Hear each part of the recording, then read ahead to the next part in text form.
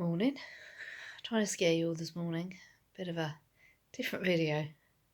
Not from the Batcave, from the Batcave. I try not to do those sort of hardcore, if you like, really bad videos about how bad MS can be, because in my experience it has people dashing off at 100 miles an hour and into the distance and they don't come back again.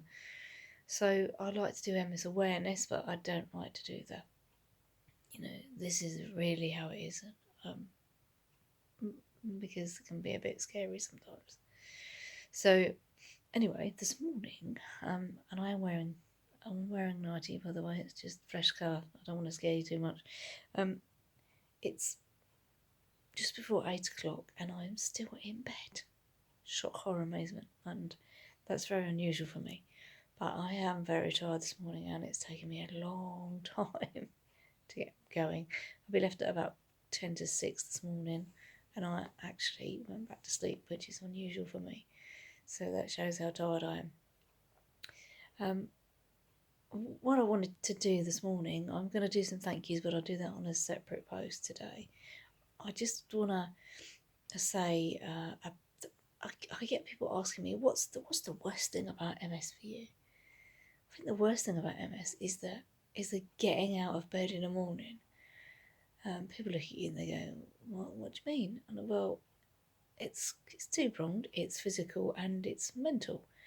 Physically, it takes my body from waking up about an hour to be in a reasonable state that I can actually start staggering about without it just collapsing and me falling to the floor, and that's it. The process from getting the messages from my brain to where it needs to be in my body are so slow in the best of times, because I have so many broken pathways in my brain because of the MS. So trying to get all that information where it needs to be in a rush is never good. But first thing in the morning, it takes a lot longer. My brain is sort of still in sleep mode. It takes it time to get functioning again and to get those messages to where they need to be in the time. And if I push it too fast and I try to go too fast, then I'm just going to end up in a crumpled heap on the floor, and then trying to get everything to work after that it's going to be impossible. What tends to happen is I'll get myself awake and sitting up in bed and drinking a cup that my hubby's bought me, and I'll do a bit of social media, yada yada yada, until my body's ready to, or my book until it's ready to get going. The biggest problem is that is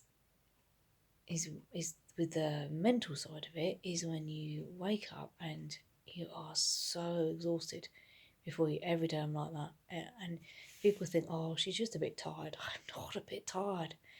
Fatigue is far worse than just a bit tired. And can you imagine doing like a huge workout at the end of the day? You've had a full day, a big workout, and you might be coming down with a cold or a flu or something, and you feel absolutely whacked out. That's what I feel like first thing in the morning when I wake up. And I have to fool my brain to thinking everything's okay, because if I lay here in bed and I just think about, oh, I'm so tired, and your brain's going, just stay there. You don't need to get up, just stay there. It's fine.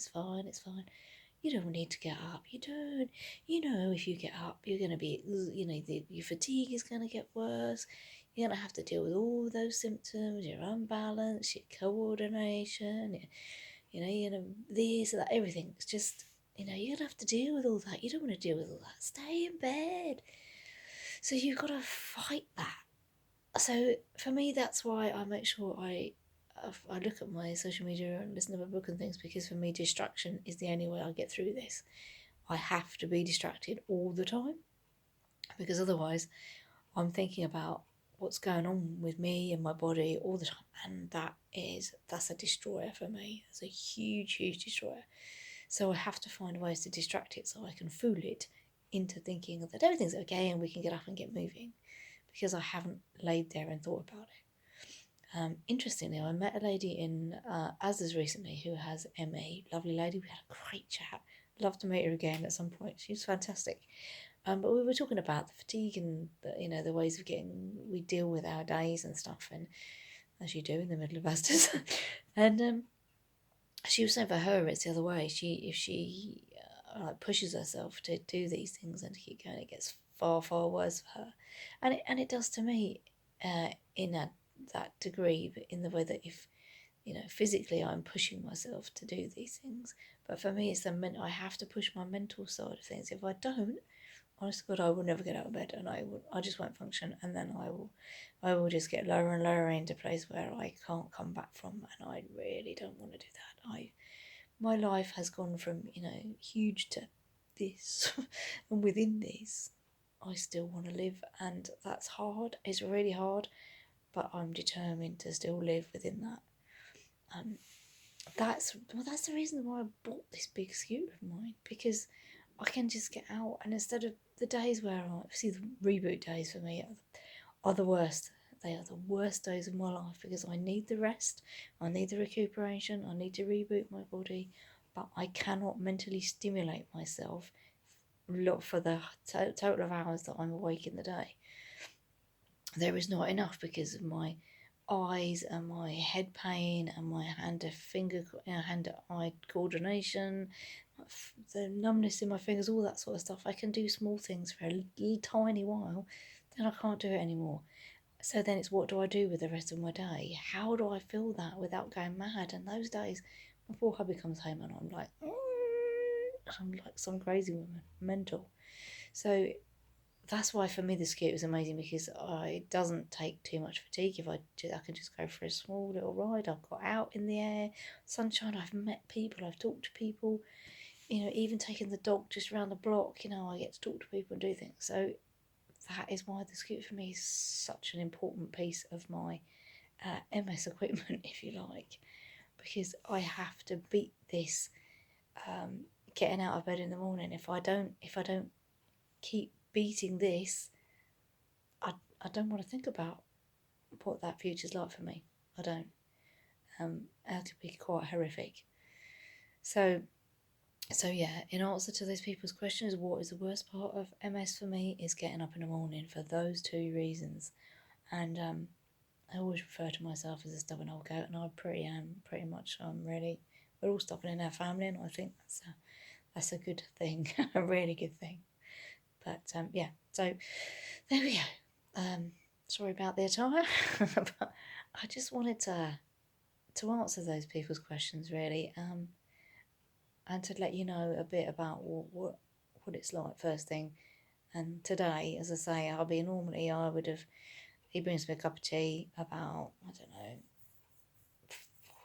about 5, I suppose, when he gets up, and we'll sit here in bed and have a cup of tea and a chat, and then he'll get himself ready, and I will sit up in bed normally, and so that I'm doing those social media things and distracting myself, and then by the time he goes to work, I can sort of then start to pull a few bits of clothes on and start to stagger around a bit and get myself prepared to take the dog around the block with the scooter. Mornings are definitely the best time for me. I always say to people, if you could be in my life at about between 6 and 9 in the morning, we could do loads, because that's the best part of my day. After that, forget it. By about 11 o'clock in the day, I've pretty much had it. I'm on crawl along mode from that point onwards, and then I have to have a sleep, which sort of brings me back a little bit, but not much, before we go back down again. Anyway, that's the dog. No sheep there. Let me see it. I don't know. I don't think you can see it. Anyway, she's telling me it's time. We really should be taking her around the block, so I better get out of bed. Hope you all have a good day, and yeah, ta-ra for now. See you later.